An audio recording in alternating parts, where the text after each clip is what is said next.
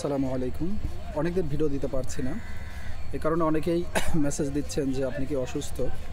তো আমি আসলে সুস্থ আছি আলহামদুলিল্লাহ, কিন্তু এই আজকেই জ্বরটা খুব বেশি মাত্রায় উঠেছে এবং জ্বরটাই আজকেই এসেছে, মেইনলি কাল রাত থেকে জ্বর।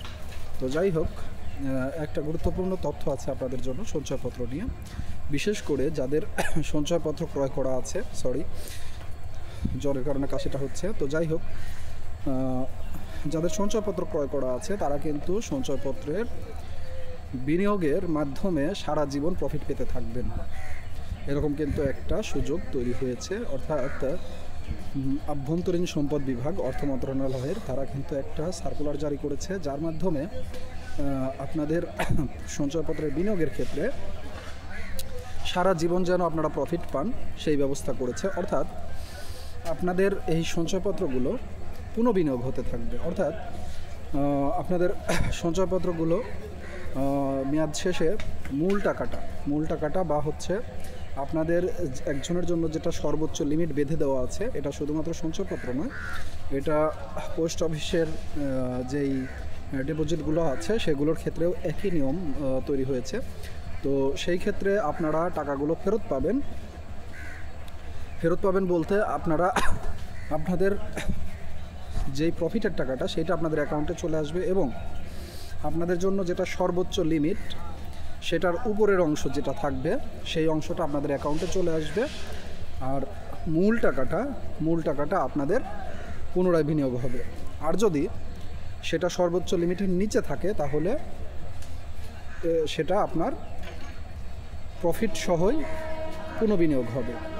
তো এই ক্ষেত্রে আপনাদেরকে অবশ্যই কি করতে হবে, সরকার কর্তৃক একটা পার্সোনাল আইডি দিবে এবং পাসওয়ার্ড দিবে। সেই আইডি এবং পাসওয়ার্ডের মাধ্যমে আপনারা কি করবেন, লগ ইন করে সেখানে আপনি যে পুনঃবিনিয়োগ করতে চাচ্ছেন বা আপনি পুনঃবিনিয়োগ চালু করতে চাচ্ছেন, সেই ক্ষেত্রে আপনার মেয়াদ শেষে আপনি একটা ইনস্ট্রাকশান দিয়ে দেবেন যে আপনার সঞ্চয়পত্র বা মেয়াদি আমানতটা পোস্ট অফিসের সেটা যেন রিনুয়াল হয়ে যায় বা পুনর্বিনিয়োগ হয়ে যায়।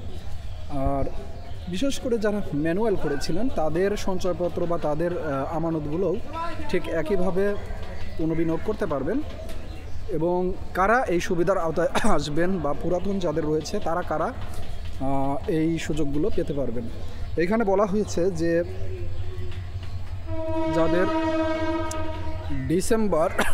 ডিসেম্বরের 1 তারিখের মধ্যে মেয়াদ পূর্তি হয়েছে তারা এই সুযোগটা নিতে পারবেন, বা তারপরে যাদের বিনিয়োগ মেয়াদ শেষ হয়েছে বিনিয়োগের তারা এই সুবিধাটা নিতে পারবেন। তো সেই ক্ষেত্রে আপনাদের জন্য সেই আইডি পাসওয়ার্ড সরবরাহের কাজ এখনও শুরু হয়নি, তবে আপনারা সেই সুযোগটা পাবেন। অপেক্ষা করুন, আপনাদের টাকা যদি আপনাদের অ্যাকাউন্টে না আসে তবে সেটা অটোমেটিক্যালি পুনঃবিনিয়োগের সুবিধা আপনারা পাবেন এবং সেই আইডি এবং পাসওয়ার্ড আপনাদেরকে সরবরাহ করা হবে। সুতরাং এইখানে আপনি যদি না চান যে আপনারটা পুনর্বিনিয়োগ না হোক, তাহলে সেই ক্ষেত্রে আপনি আপনার আইডি এবং পাসওয়ার্ড দিয়ে ঢুকে সেখানে আপনি পুনর্বিনিয়োগটা চালু করবেন না, তাহলেই আপনার মূল টাকাটা আবার আপনার অ্যাকাউন্টে চলে আসবে। এখন আছি আমি পার্বতীপুর রেলওয়ে স্টেশনে, যাত্রা বিরতি চলছে। তো যাই হোক, যাদের সঞ্চয়পত্র আছে বা যারা সঞ্চয়পত্রে বিনিয়োগ করতে চান তাদেরকে এই বিষয়গুলো জেনে রাখা উচিত, বা এই জিনিসগুলোর মাধ্যমে জেনে রাখার মাধ্যমে আপনাদের জন্য সহজ হয়ে যাবে আপনাদের সঞ্চয়পত্র বা বিনিয়োগগুলো মেইনটেইন করুন। তো ভালো থাকবেন, সুস্থ থাকবেন, আমার জন্য দোয়া করবেন। আর ভিডিও দিতে পারিনি এই কারণে যে আপনাদের আয়কর রিটার্ন বিষয়ক অনেক হেল্প করতে হয়েছে, যে কারণে